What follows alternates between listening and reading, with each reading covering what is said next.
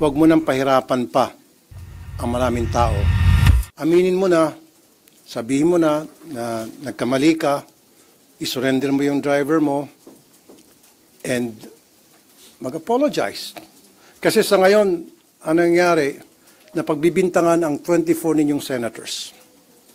And I know for a fact na wala sa 24 senators namin ang involved doon sa skandalong yon sa EDSA. Although, I also know for a fact, related ito sa isang senador. Pero hindi yung senador ang sakay ng SUV na yan at that time.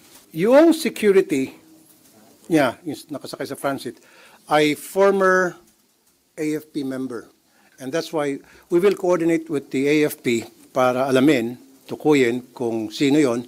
At syempre, pag natuko yon, kakausapin natin yung security.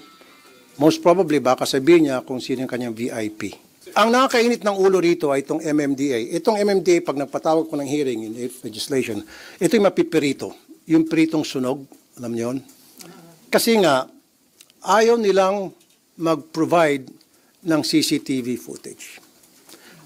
Very uncooperative itong MMDA. Parang meron silang tinatago, parang meron silang pinagtatakpan.